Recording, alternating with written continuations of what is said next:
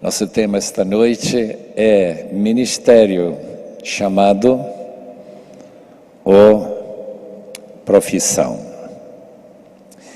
Eu gostaria de ler um pequeno trecho da palavra. Se trouxeram suas Bíblias, vão logo perceber a apropriada capacidade que Paulo tinha em 1 Coríntios capítulo 4, a falar sobre nosso tema desta noite. Capítulo 4, versículo 8. 1 Coríntios 4, 8. Vocês já têm tudo o que querem, já se tornaram ricos, chegaram a ser reis e sem nós.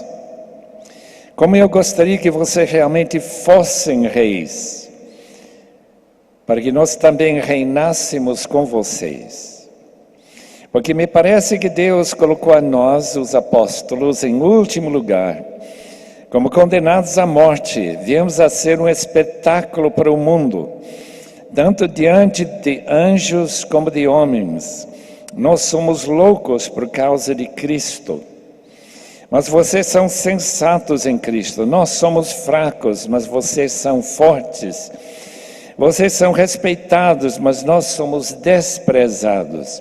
Até agora estamos passando fome, sede, necessidade de roupas. Estamos sendo tratados brutalmente. Não temos residência certa e trabalhamos arduamente com nossas próprias mãos. Quando somos amaldiçoados, abençoamos. Quando perseguidos, suportamos. Quando caluniados, respondemos amavelmente. Até agora nos tornamos a escória da terra, o lixo do mundo. Não estou tentando envergonhá-los ao escrever estas coisas, mas procuro adverti-los com meus filhos amados. Embora possam ter 10.000 tutores, em Cristo vocês não têm muitos pais, pois em Cristo Jesus eu mesmo os gerei por meio do Evangelho. Portanto, suplico-lhes que sejam meus imitadores. Por essa razão estou lhes enviando Timóteo, meu filho amado e fiel no Senhor, o qual lhes trará lembrança a minha maneira de viver em Cristo Jesus, de acordo com o que eu ensino por toda parte, em todas as igrejas. Podemos orar mais uma vez, pedindo que Deus nos guarde de erro e que Deus nos ajude a penetrar um tema um pouco complicado. Talvez não vão sentir a sua complicação, mas eu senti. E que não há facilidade em debater se a pessoa tem chamado, vocação ou profissão. Portanto, eu gostaria que nós orássemos e que nossa compreensão daqui uma hora e pouco seja maior do que é agora. Senhor, te agradecemos o privilégio de termos um guia perfeito na tua palavra, mas nós somos intérpretes perfeitos. É por isso que nós precisamos do Espírito para nos orientar, para nos guiar, para que durante esta hora de conferência as ideias e conceitos repassados não sejam mal entendidos ou mal interpretados e que os resultados possam ser positivos para o teu reino, para o crescimento e fortalecimento de tua igreja, para que em tudo Jesus Cristo seja glorificado e honrado em nome de Jesus. Amém e amém. Nos concílios de ordenação em que eu tenho tido participação, inevitavelmente, e normalmente a primeira pergunta que se faz é para o candidato falar sobre o seu chamado, se ele tem ou não tem um chamado para o ministério. Em 1958, no mês de janeiro, eu estive em Nova York, sentado e em volta havia 12 pastores, Rua 92 Oeste e Rua Amsterdã, uma igreja onde estamos reunidos, eu e a Patrícia. E essa pergunta veio em relação não ao pastorado, porque já era ordenado, mas se nós tínhamos chamado para o trabalho missionário. Eu não soube responder, porque, para ser honesto, eu queria que eles entendessem que eu estaria muito feliz em ficar lecionando na América, como estava sentindo feliz em ir para Portugal, porque nós fomos candidatos para o trabalho em Portugal. E eu lembro como aqueles 12 ou 13 pastores ficaram meio perturbados. Parece que eles estavam cogitando a possibilidade de nós não sermos indicados para a missão, por falta de chamado, ou pelo menos ter certeza de nosso chamado. Daí um deles, um amigo, se levantou e disse: mas nós temos indicado pessoas para a missão que tinham muita certeza da sua missão e depois abandonaram. Talvez este casal que não tem certeza do chamado, talvez não vão abandonar pela mesma razão. Talvez vai ficar confirmado que Deus quer eles fora da América. Eu preencho fichas. E a pergunta na ficha é: qual é sua profissão? Eu escrevo diversas coisas, mas ainda não escrevi o que eu deveria ter escrito. Minha profissão é ser pai. Imagina, sua profissão, mãe ou pai. E quem está esperando uma resposta mais substanciosa, com certeza ficaria como aqueles pastores de Nova York. Qual é o problema? O problema é com esta palavra vocação. A palavra vocação é simplesmente um sinônimo da palavra chamado. Vocação dos discípulos era seguir a Cristo. Siga-me. Ou em Mateus 11, 28, venham para mim todos os que estão cansados e sobrecarregados, e eu vos aliviarei. A palavra vocação, usando a voz, vocalizando um convite: venham para mim. Linguagem muito semelhante em Marcos 3,14. Jesus indicou 12 discípulos para que eles estivessem com Ele.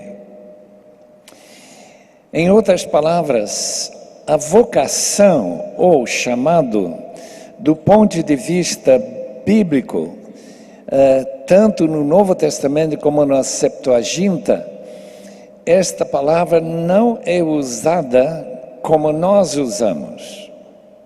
Essa minha convicção, depois de ter novamente estudado esta palavra, porque já fiz um estudo sobre o assunto já anos atrás, e o próprio teólogo Karl Barth diz que o chamado no Novo Testamento não é para o ministério pastoral, por exemplo.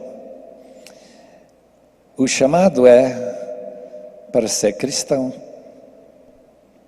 para estar com Cristo, para aprender dele, tomar sobre nós o seu jugo. Isso me interessa muito, por quê? Porque isso combina muito bem com o conceito bíblico que todo crente é um sacerdote ou sacerdotisa. Se pertence a Cristo, esse sacerdócio universal da igreja é uma doutrina suprimida pela Igreja Católica durante centenas de anos e redescoberta pelo reformador Martinho Lutero. Mas eu preciso tentar comprovar aquilo que eu estou falando, porque senão os irmãos vão dizer que eu estou simplesmente errado. Não estou falando a verdade. Que o Novo Testamento sim fala sobre um chamado para ministério, que distingue o ministro de gente, às vezes chamados de leigos, crentes comuns, crentes que sentam nos bancos e escutam aqueles que têm um chamado para o ministério. 1 Timóteo 6,12: apodere-se da vida eterna para a qual fostes chamado. 1 Coríntios 1,9: fiel é Deus, por quem fostes chamados para a comunhão do seu Filho, Jesus Cristo, nosso Senhor. A atuação do Espírito Santo em chamar-nos, que fomos predestinados e eleitos, de forma que a palavra chamado no Novo Testamento, e podem procurar, tem esta indicação de que é uma chamada ou chamado soberano. 1 Pedro 2,9: para que anuncieis as grandezas daquele que vos chamou das trevas para a sua maravilhosa luz. Gálatas 1,15: me separou e me chamou, falando da salvação, chamou pela graça. Quando Paulo foi separado do ventre de sua mãe, os tessalonicenses foram escolhidos e chamados pela pregação de Paulo para alcançar a glória de nosso Senhor. Outros textos com o mesmo sentido, Romanos 8,30, predestinados, chamados, glorificados, tudo no passado. Romanos 9,24, 1 Coríntios 7, 17, 18, 20, 22, 24. 2 Timóteo 1,19, Ele nos salvou e nos chamou com uma santa vocação, não por causa das nossas obras, mas devido ao seu propósito e à graça que nos foi concedida em Cristo Jesus. Os cristãos, segundo Efésios 4, versículo 1, precisam andar de modo digno de sua vocação. Gálatas 5,8: quem vos convenceu a agir assim, não vem daquele que vos está chamando. Aqui o tempo é diferente. Nosso chamado é contínuo. Todo dia, esta noite, os irmãos estão sendo chamados. Não sei se estão ouvindo. Então nós temos um chamado que corresponde a Efésios 2,8. Temos sido salvos. Corresponde a Gálatas 5,8, a 1 Coríntios 1,18, nós que estamos sendo salvos. Ou 2 Coríntios capítulo 2 e versículo 15, nós que estamos sendo salvos. Então, tanto o ser salvo, ou já ter sido salvo, ambos usam os dois tempos do chamado do cristão simplesmente para ser cristão, para ser de Cristo, chamado soberano. 1 Tessalonicenses 5:24, quem vos chamou é fiel, ele também o fará. Usando esta palavra chamado de uma forma absoluta, Romanos 9:12, Gálatas 1:6, 1 Pedro 1:15, 2 Pedro 1:3 e com certeza outros textos. Gálatas 5:13, fostes chamados para a liberdade que está em Cristo. 1 Tessalonicenses 4:7, porque Deus nos chamou não nos chamou para impureza, mas para a santificação. Colossenses 3:15, a paz de Cristo, para a qual também fostes chamados em um só corpo, chamados para pertencer ao corpo de Cristo. Efésios 4:4, não há um só corpo e um só Espírito, como também fostes chamados em uma só esperança de vosso chamado. Verbo e substantivo no mesmo versículo 4 de Efésios 4. 1 Pedro 3:9, não retribuindo mal com mal, pelo contrário, bendizei, porque para isso fostes chamados, a fim de receber a bênção como herança. Encontrei um texto, Hebreus 5:4, que a palavra chamada é usada por um ofício. Ninguém toma essa honra para si, a não ser quando chamado por Deus, como no caso de Arão. Interessante a conclusão. Todos os textos falam do chamado do crente para ser crente, para seguir a Cristo, para vir a Cristo, para se salvar, receber essa redenção maravilhosa que nós temos em Cristo. Ou estamos sendo chamados com o mesmo sentido paralelo, sinônimo a ser salvos. 1 Pedro e Apocalipse são os dois livros do Novo Testamento que apresentam a doutrina do sacerdócio de todos os cristãos. Eu acho interessante que esse ofício que Hebreus 5:4 menciona é para que aqueles que são cristãos sejam chamados para serem sacerdotes. 1 Pedro 2, 4 e 5 e versículo 9. Apocalipse 1, 6 e 5, 10. São os 4, 5 textos. Mostra novamente que a divisão entre clero, ordenados e leigos é artificial. Todo crente tem chamado. Chamado para quê? Para ser sacerdotes. E para que serve o sacerdote? O sacerdote tem um serviço particular, que é de oferecer sacrifícios.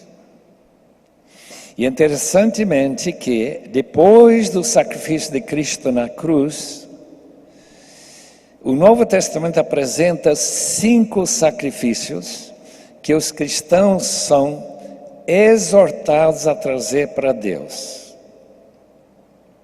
Fácil de lembrar, Romanos capítulo 12, versículo 1, seu apelo é, pelas misericórdias de Deus, de oferecer os seus corpos como sacrifício vivo, santo e agradável a Deus, que é seu culto racional, lógico, no grego logikēn.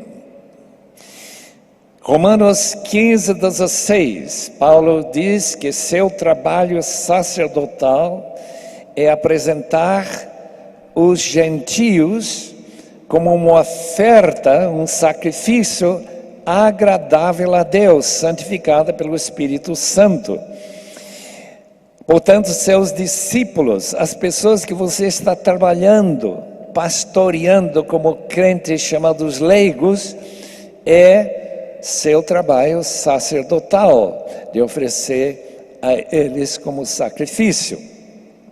Número 3, o sacrifício de louvor contínuo, lábios que confessam o nome de Jesus. Hebreus capítulo 13, versículo 15.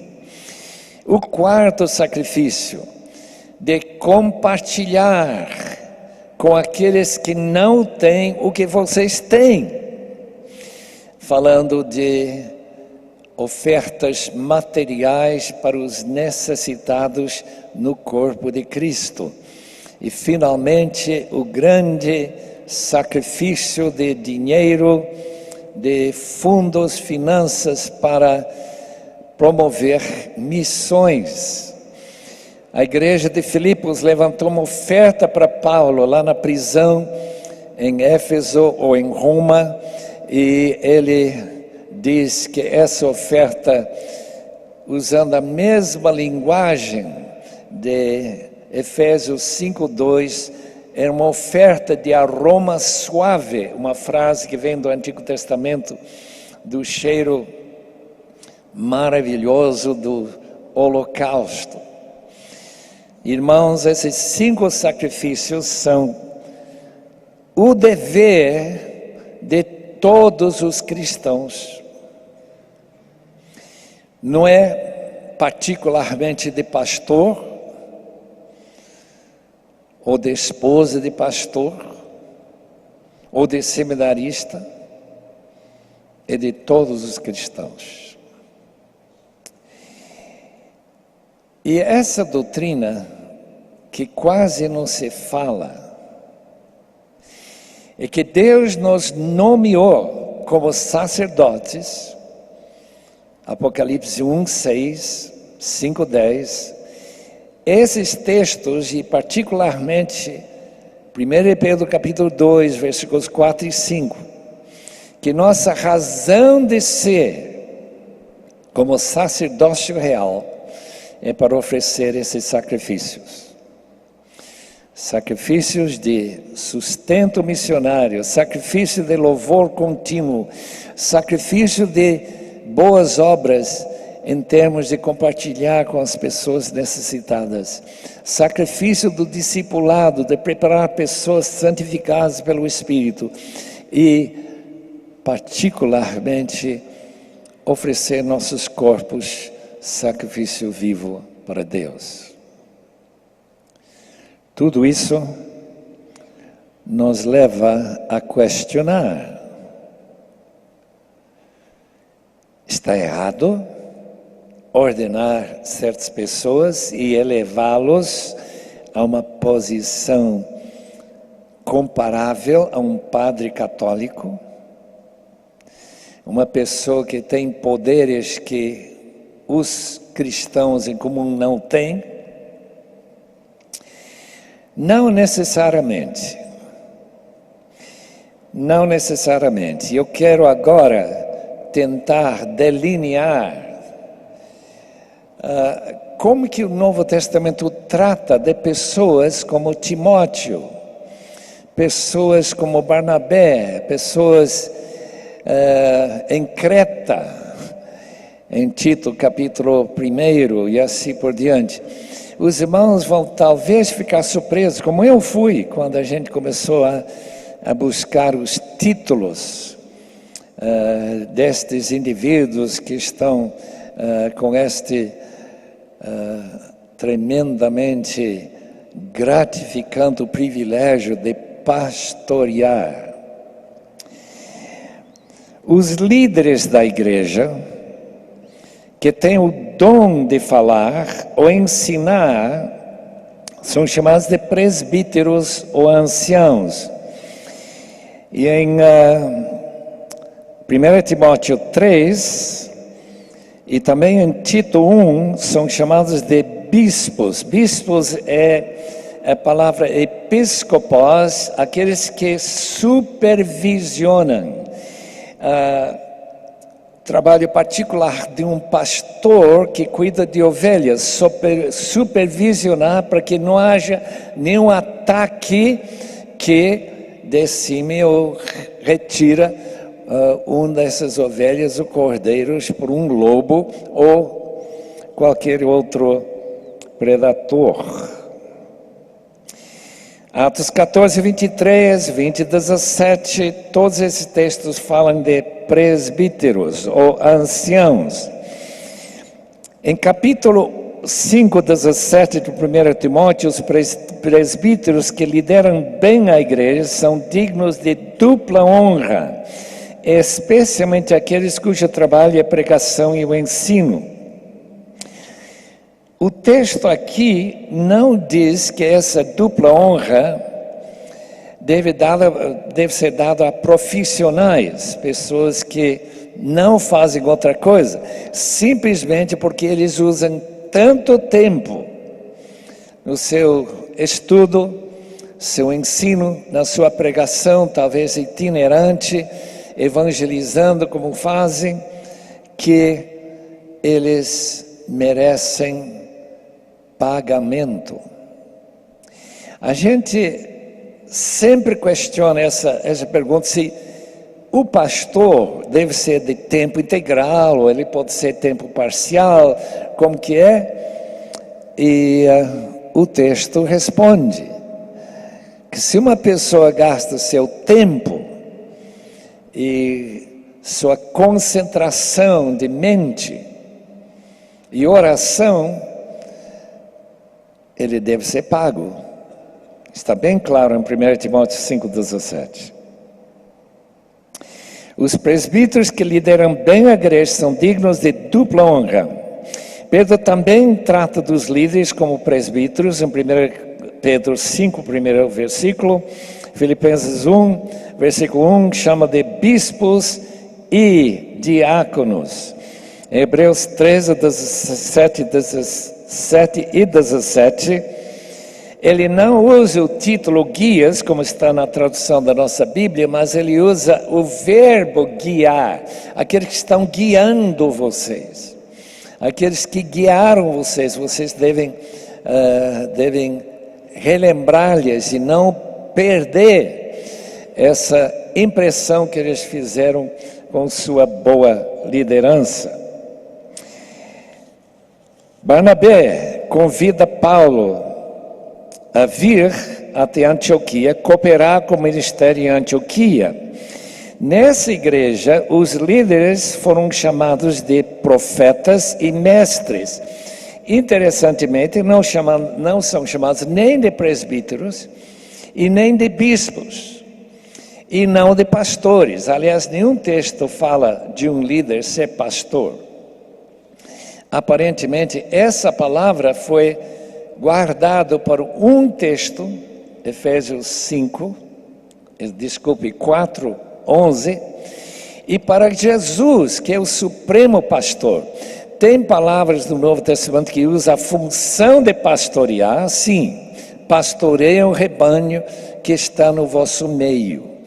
A palavra pastorear, como a palavra dirigir ou liderar, ou como a palavra ser um episcopos, supervisionar, tudo isso está relacionado com este trabalho de alguém na igreja ou no grupo que faz parte do colegiado de líderes das igrejas, quando são maiores, como a igreja de Éfeso, ou a igreja de Antioquia, que tinha seus 5 líderes, e a igreja de Roma, que tinha mais do que um líder. Agora, o Novo Testamento, sim, usa a palavra chamado para ser apóstolo. 2 vezes encontramos esta palavra chamado para ser apóstolo. Romanos 1, versículo 2, 1 Coríntios 1, versículo 1.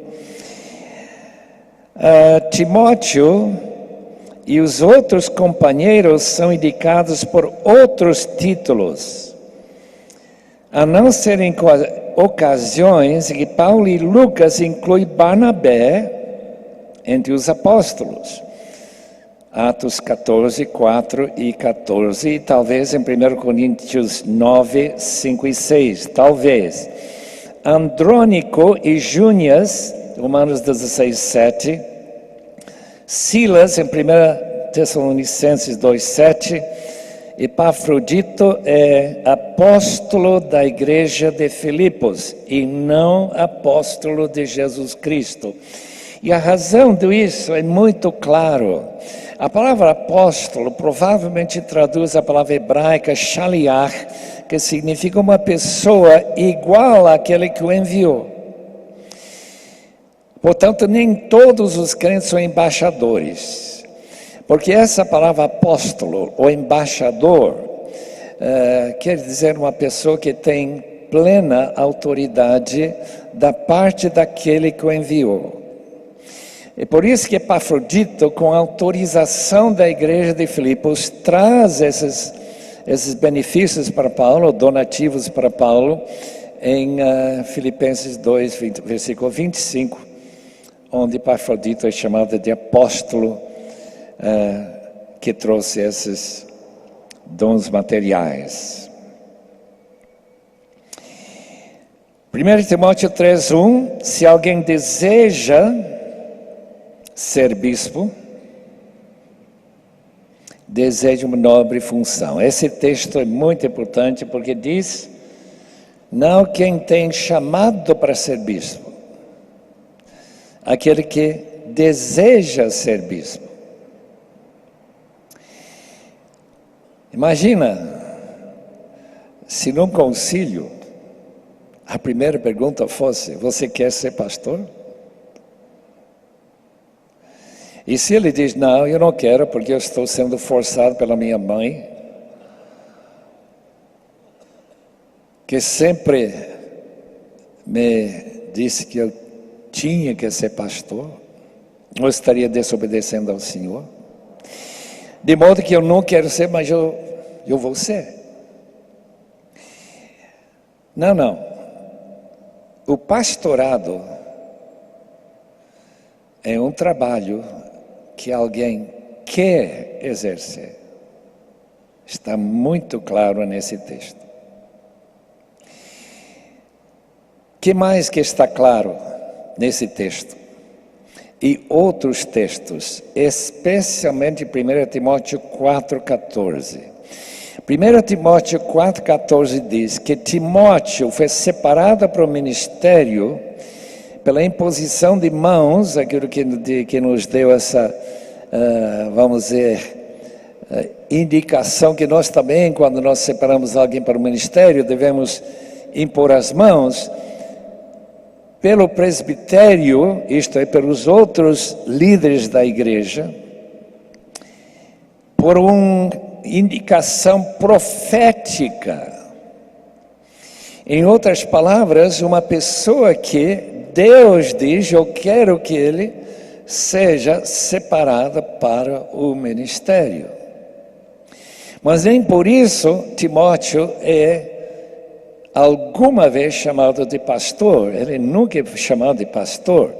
Ele é chamado o irmão, sempre o irmão. Dr. Ellis, que fez um estudo mais profundo sobre nosso tema desta noite, ele argumenta que os irmãos como Timóteo merecem uma ajuda financeira, porque eles vivem do ministério, mas nem por isso são chamados de pastores ou de apóstolos. São os irmãos, continuam sendo irmãos como os outros, já que todo mundo é irmão, irmã na igreja de Cristo. E em Filipenses, lá pelo fim da epístola, nós vemos que os irmãos e os crentes, de alguma forma, estão misturados com a mesma palavra para descrever, para não fazer aquela distinção que nós fazemos. Fulano é pastor e nós somos o quê? Gente de segunda classe. Nós somos ouvintes. Nós somos obedientes. Aqueles que foram ungidos, interessante essa palavra, né? Ungidos para servir a Deus. Quem deve ser pastor, então, é a pessoa que tem dom de pastor. O dom de pastor fica claro em 1 Pedro 4, versículos 10 e 11. Eu quero ler esse texto porque é tão claro que a divisão entre alguns irmãos dos outros irmãos ou irmãs é uma distinção baseada no dom. 1 Pedro 4, 10 e 11.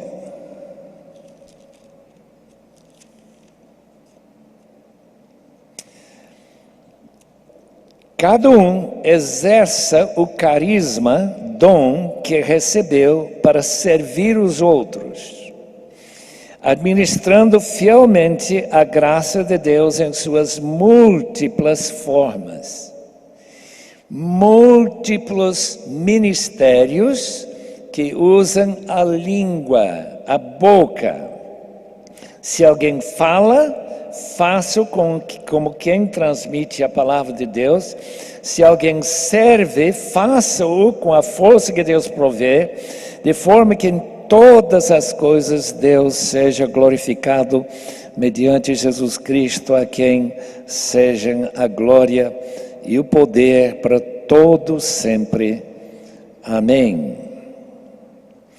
Não negligenciar, portanto, o dom que recebeu, seria que Timóteo foi, através de profecia, dotado ou pelo menos informado para os outros anciãos ou presbíteros que ele tem um dom especial. E Paulo então fala 2 vezes para Timóteo não negligenciar esse carisma que Deus lhe deu. Em Romanos capítulo 12, versículos 6 a 8, os irmãos sabem que depois de serviço, diaconia, o apóstolo Paulo diz: se alguém tem dom de ensinar, e a palavra mestre, pastor mestre, dom de ensinar, talvez foi o dom que Timóteo recebeu. Não negligencia esse dom que lhe foi dado por mensagem profética. O título que Timóteo ganha, 2 Coríntios 1, versículo 1, como também Colossenses 1 e 1, 1 Tessalonicenses 3, 2, Filemão 1, Hebreus 13, 23, todos falando de Timóteo, ele sempre está lá com o artigo, o irmão. Timóteo também um diácono, diáconos, Atos 19, 22, 2 Coríntios 3, 6, 6, 4, 1 Tessalonicenses 3, 2, Paulo e Apolo também são diáconoi. Interessante, Paulo não, mesmo sendo apóstolo, não fica com aquele zelo que ele tem que ser sempre falado de apóstolo. Quem é Apolo? Quem é Paulo? Apenas servos, diáconoi, né? E Timóteo está incluído com Paulo na designação, somos embaixadores de Cristo, 2 Coríntios 5, 20. Mas isso não quer dizer que todos os cristãos são incluídos naquela designação. Cristãos em geral são irmãos, Romanos 8, 29, 1 Coríntios 3, 1, são diácono, Hebreus 6, 10, são douloi, isto é, escravos, 1 Coríntios 7, 22, e temos duas outras palavras, sunergoi, cooperadores e co-soldados, são stratiotes, não se aplica em cristãos em geral. Nem podemos concluir que todos os cristãos são embaixadores. Muito bem. O ministério de um presbítero, bispo, mestre, pastor, com dom que ele recebeu, deve ser cuidadosamente usado esse dom, que é simplesmente ensino e supervisão. Cuidar das ovelhas. Outra palavra muito usada no Novo Testamento é edificação. Tudo seja feito para edificar. Isso é para criar unidade, união, porque quando se edifica, se pega material solta e se torna, como nesse prédio, unido e fortalecido, para que essa pessoa seja útil nesta casa, o templo de Deus que está em construção. Gente que não tem títulos, não tem esses níveis superiores. Interessante, no livro que estava lendo nesses dias, Desafios da Liderança no Século XXI, de Alan Brizotti, quanto mais simples o diamante, mais ele brilha.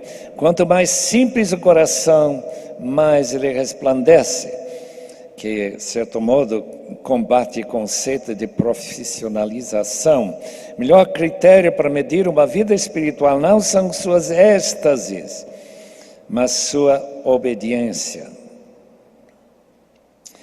Agora, a atitude que Paulo recomenda para os seus liderados presbíteros da igreja de Éfeso, que veio despedir-se de Paulo em Mileto, Atos 20, versículo 18, 19, ele usa a palavra servir ao Senhor, eu servi ao Senhor, como escravo, com toda humildade e com lágrimas.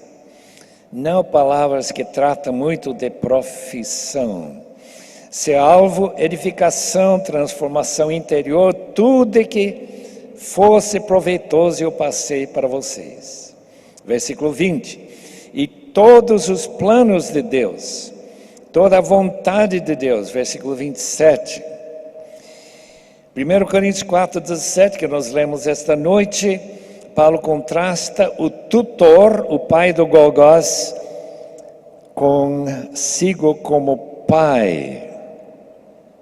Por quê? Porque o professor, simplesmente professor, não está preocupado com a vida, o caráter da pessoa. Está interessado em ele aprender, pegar uma boa nota.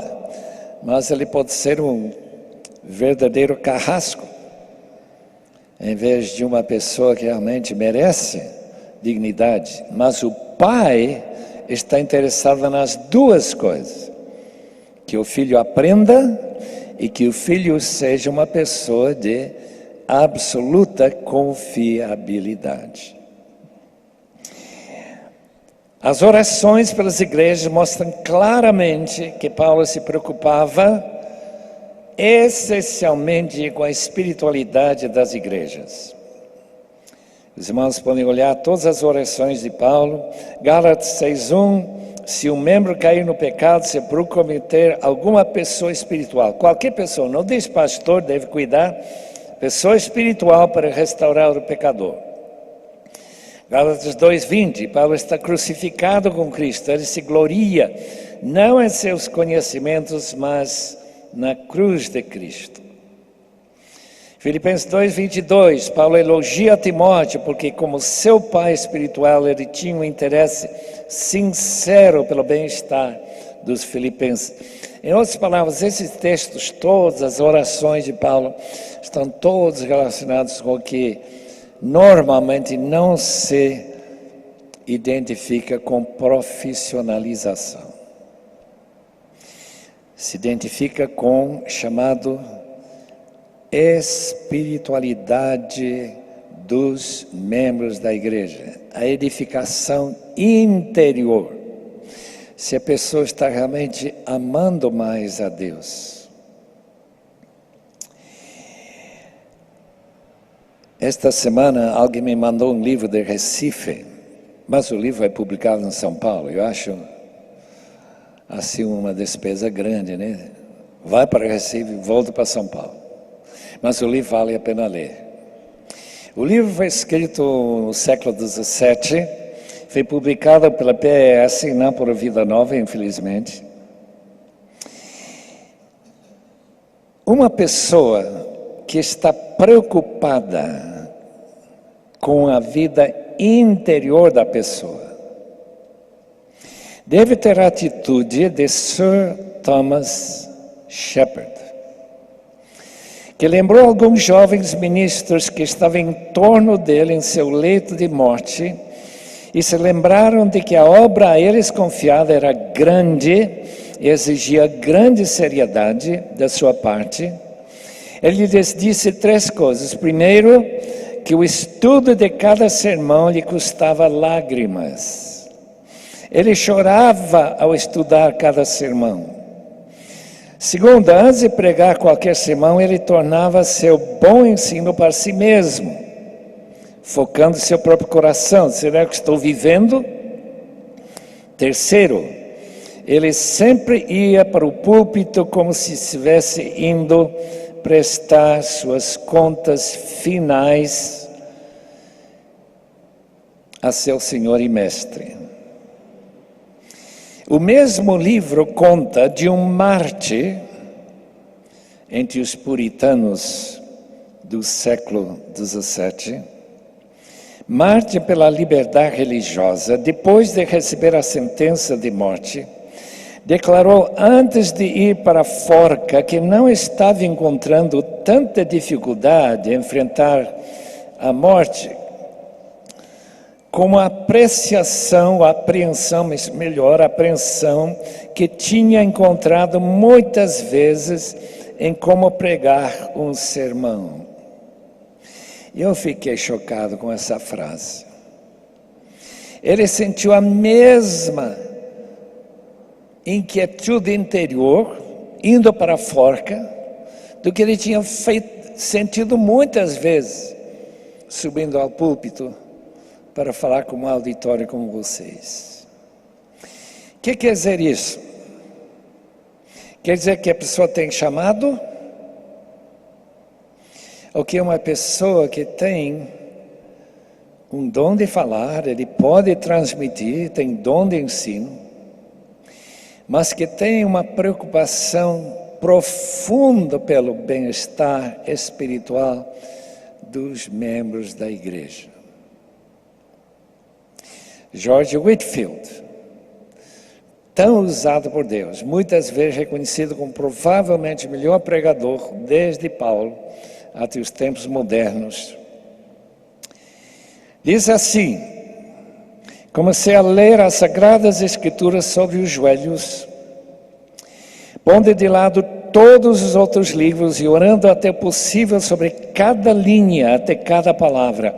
O resultado foi que se tornou para mim comida e bebida para minha alma. Diariamente recebia nova vida, luz e poder do alto.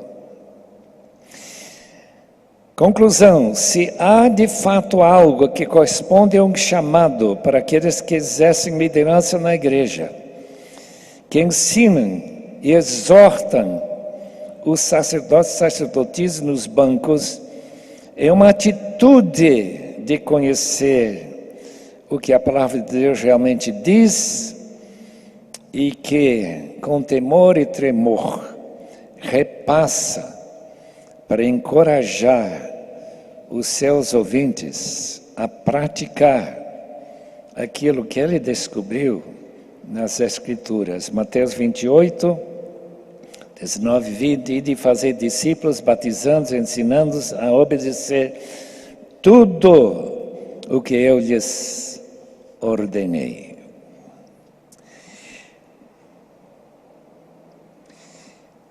Os irmãos aguentam mais 20 minutos? Mais ou menos, para falar sobre profissionalismo? Aguenta mesmo? Ninguém está para cair da cadeira? Temos que ressuscitá-lo? O que quer dizer a palavra profissão? Na minha compreensão da palavra, significa competência. Quando eu tive que passar por esse tratamento para câncer de próstata, eu fui para um especialista que o Dr. Neri conheceu no hospital do South Miami, na Flórida. Uma pessoa que tinha mais de 20 anos de experiência com esta doença tão comum entre homens de idade. Talvez tenha alguém aqui que já passou pela experiência que eu passei, 43 aplicações de radiação que não doem nem um pouco, não senti nada, só vi essa máquina destruindo aquele câncer. Foi maravilhoso, de certo modo, né? Competência. Isso que significa ser profissional. Mais competente, boa reputação que ele tem, mas ele pode cobrar. Os irmãos sabem disso. Tem médicos em São Paulo que estão cobrando R$800 por uma consulta de talvez 20 minutos, meia hora. Imagina profissionalismo desses homens, competentes, pelo menos todo mundo acha que tem. Significa treinamento, uma pessoa que se distingue dos leigos porque ele tem um curso de especialização na teologia, na Bíblia, na homilética, hermenêutica, todos aqueles cursos que seminários oferecem em escolas bíblicas. Curso avançado, lá na América você nem faz o mestrado em teologia até terminar o curso de bacharel em alguma faculdade. Número 3, confiabilidade pela experiência. Se ele teve sucesso, a igreja cresceu, não enfrentou grandes problemas de divisão por causa de erros pastorais, o profissional se previne contra os tropeços dos menos bem preparados. Eu tenho visto cada problema na igreja por simples ignorância da parte dos líderes. Casamento de valores, de sucesso no mundo empresarial e profissional com os que aplica na direção da igreja. Marketing, vender a si mesmo, oferecer conforto às pessoas que vêm sentar e ouvi-lo, agradar o público. Ele é uma pessoa que realmente cria a boa impressão, né? Os irmãos sabem como funciona, né? Cria uma excelente impressão. E o povo vem.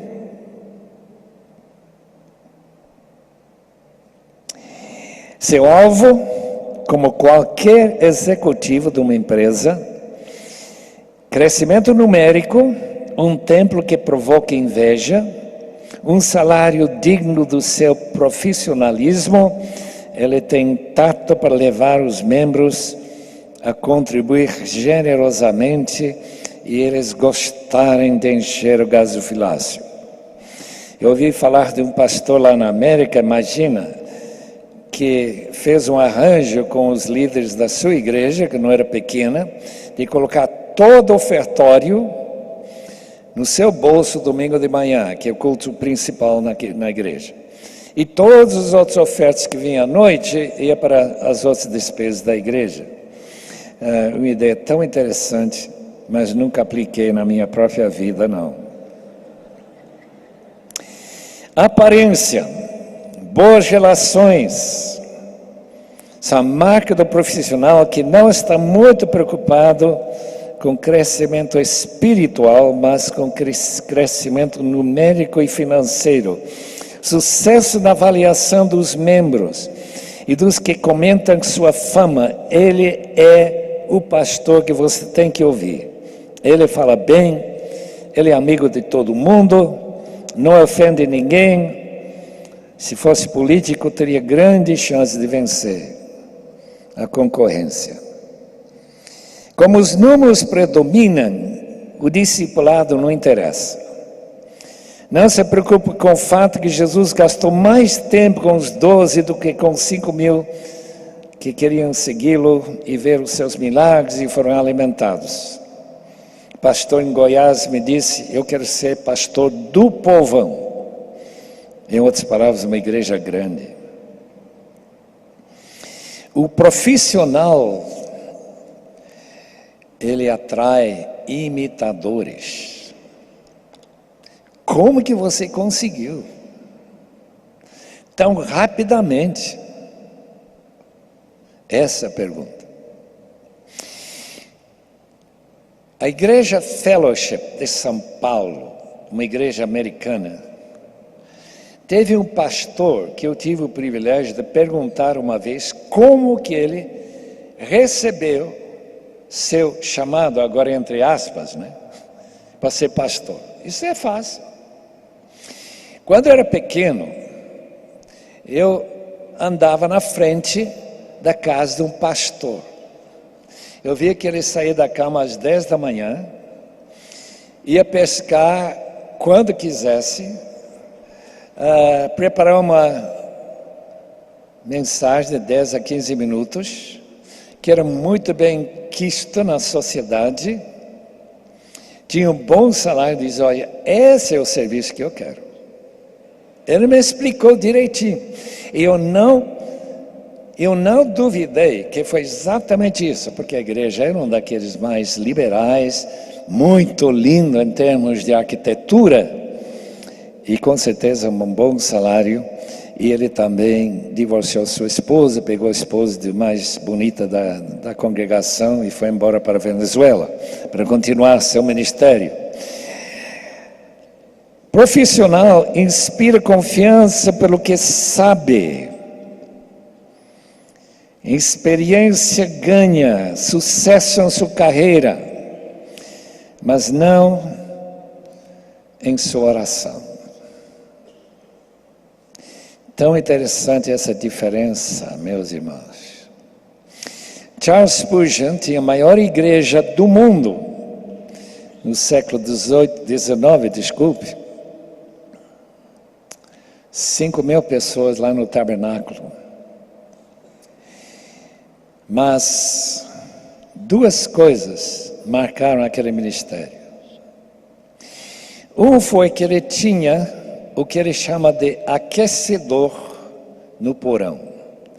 300 pessoas que intercederam por ele durante sua pregação. Número 2, que depois de ele pregar um daqueles famosos sermões, o único na história que pregava domingo de manhã, no dia seguinte estava sendo vendido nas ruas de Nova York, impresso, porque o cabo telegráfico já tinha levado a mensagem por baixo do oceano até Nova York e foi vendida na rua. Mas quando ele terminava de pregar domingo de manhã, quantas vezes não chegou lá no seu gabinete e começou a chorar, Senhor, eu preguei tão mal, tão mal. Alguém podia ter imaginado que ele era profissional, mas ele não sabia que era profissional. Ele é um super-homem em termos de capacidade, podia pensar em 6 diferentes coisas ao mesmo tempo, isso eu não consegui ainda. E ler vários livros por semana, foi uma pessoa extraordinária. Começou tantos diferentes ministérios, escola bíblica, escrevendo livros, o grande trabalho dele sobre 5 volumes sobre, chama Tesouro de Davi, e quantos livros estão sendo vendidos até lá na mesa, se os irmãos procurando, deve haver algum livro de Spurgeon por lá. Mas um homem tão humilde, tão dependente do Senhor, homem de oração. A diferença, portanto, entre profissionalismo, como nós normalmente imaginamos, é muito grande. Muito grande. O profissional, a própria palavra, indica uma pessoa que ganha de acordo com sua capacidade e habilidade. Profissional.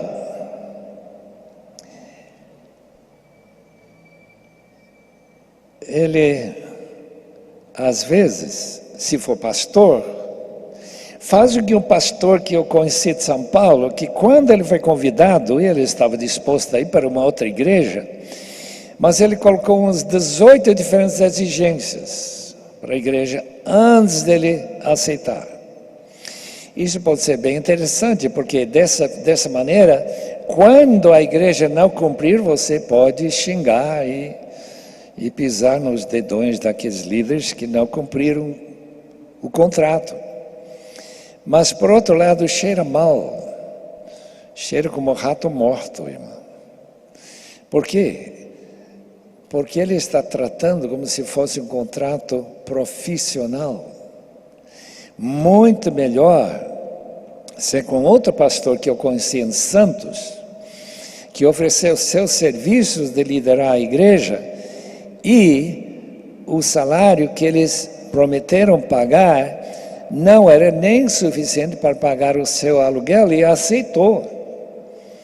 Porque ele disse: eu acredito que Deus não somente está me levando para lá, para a sua igreja, mas que a igreja vai mudar, vai começar a dar mais. O profissional ganha sua fama pela sua capacidade de entreter, de manter o interesse dos ouvintes, de não ter, como eu tive numa igreja que eu pastoreei, um irmão sentando no primeiro banco e começa a roncar exatamente quando começar a pregar. Era automático. E a gente ficou meio incomodado, mas também de jogar um cantor no testa dele, não seria muito apropriado dentro de uma igreja. Isso aconteceu na Escócia, pelo menos eu ouvi essa história lá.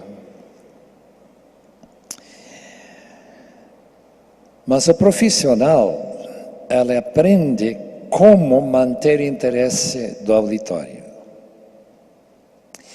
E como seu interesse não é baseado em compromisso espiritual da parte dos ouvintes, eles vêm ouvi-lo por causa de sua habilidade de manter esse interesse.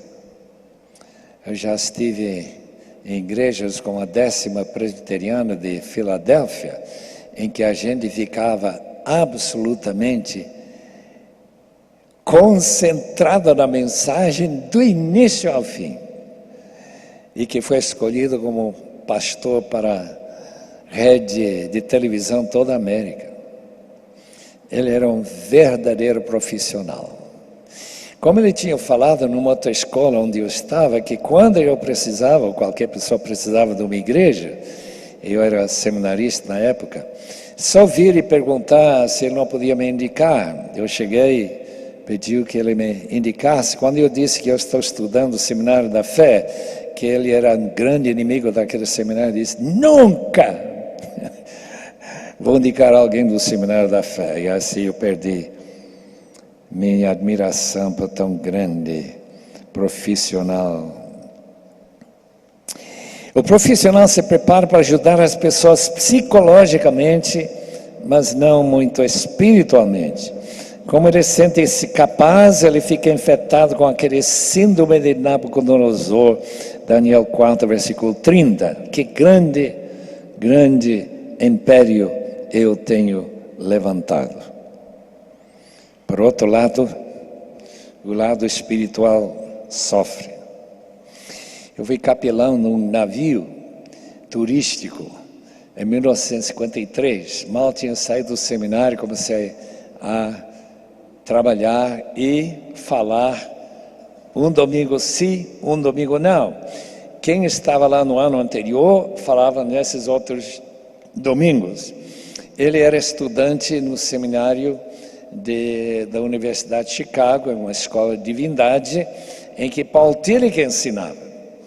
E eu não estava muito surpreso que ele podia pregar uma mensagem inteira sem usar o nome de Deus, e muito menos de Jesus Cristo.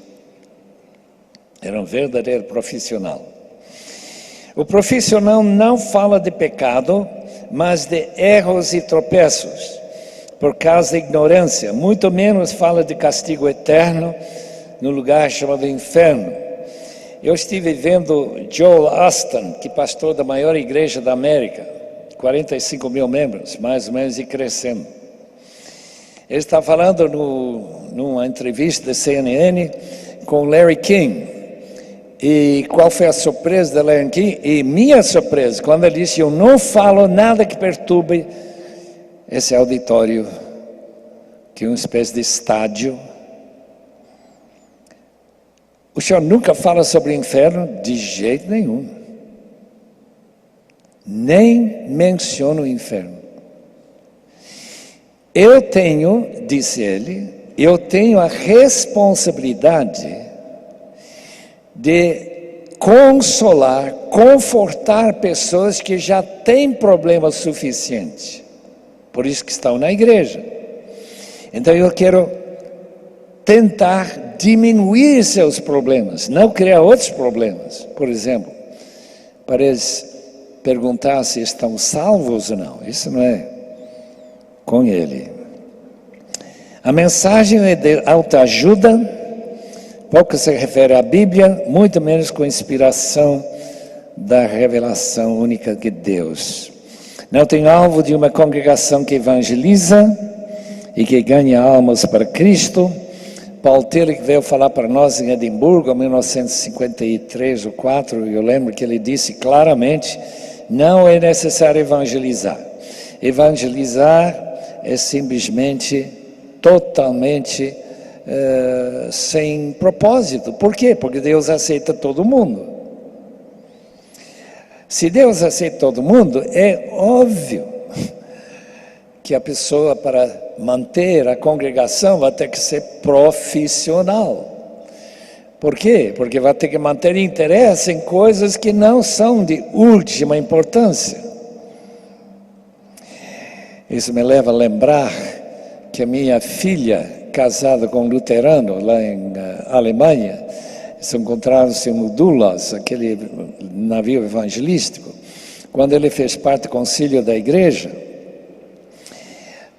eles colocaram como uma exigência da igreja que o pastor tem que ser crente. E quando, uns anos depois, a mesma igreja grande, em Ruit, perto de Stuttgart, aquela mesma igreja, quando tinha a opção de escolher um profissional de música para dirigir o coral, e um outro que era crente, mas não tão bem preparado, eles escolheram, obviamente, o não cristão. Porque eles querem música bem cantada. Irmãos, a diferença entre profissão e que vamos chamar de pessoas espirituais é muito grande. Ricardo Niebuhr falou incisivamente sobre a teologia liberal do século XIX e primeiras décadas do século XX. Foi uma teologia de um Deus sem ira, introduziu homens sem pecado para o reino sem juízo, pelas ministrações de um Cristo sem a cruz. Esse é o liberalismo que Karl Barth também se opôs. O que acontece com a profissionalização é liderança personalista, substituição de Cristo por uma pessoa visível lá na frente da igreja, marcar sua presença pela diferença de um pastor comum, pastor referência, projeção de si mesmo pela mídia. Roberto McAllister, segundo seu filho, no seu livro Fim da Era, não gostava da televisão, porque televisão cria celebridade. A rádio, por outro lado, pode até discipular, mas não na televisão. Eu concordo plenamente. Os grandes nomes de evangélicos na televisão brasileira, eu vou ter que dizer, são bem celebradores de si mesmos. Eles são excelentes nas suas apresentações e sua maneira de falar e ter cantores profissionais e assim por diante. O resultado é a grande pergunta: pessoas estão sendo santificadas para ser oferecidos como sacrifício a Deus ou não?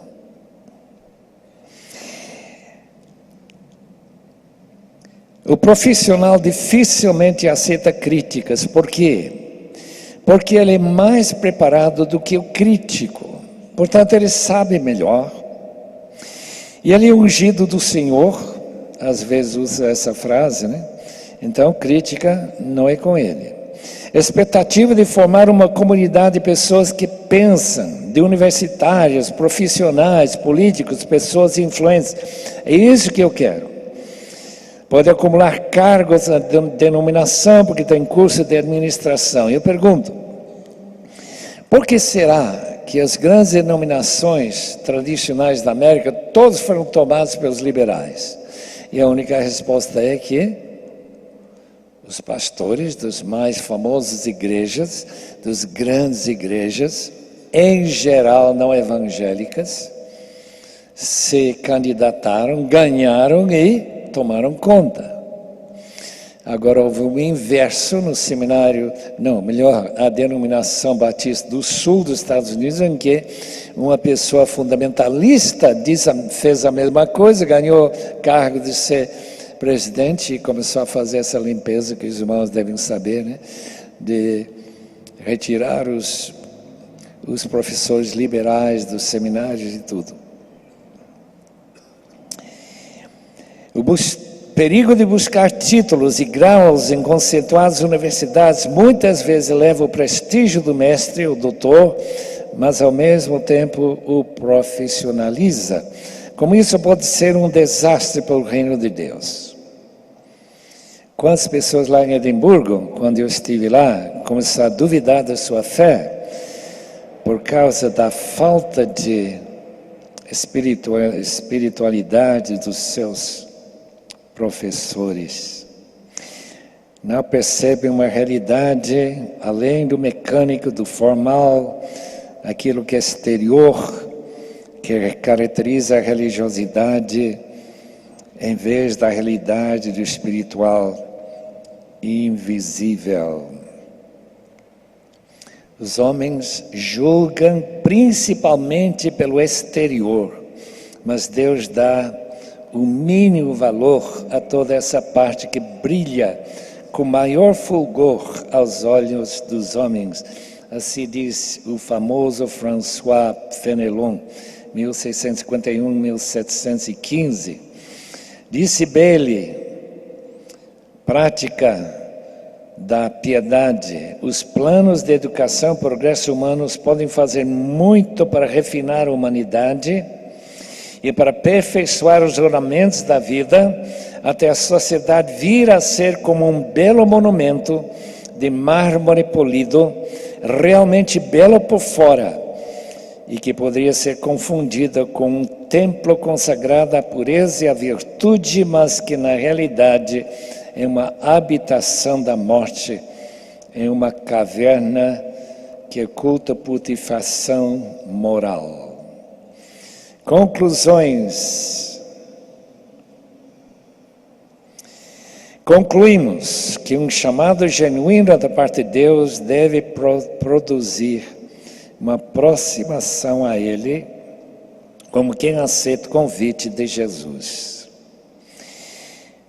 Um chamado que agora tentei provar e mostrar que significa uma pessoa que tem dom de ensinar, que essa pessoa tem coração que corresponde àquilo que ele ensina.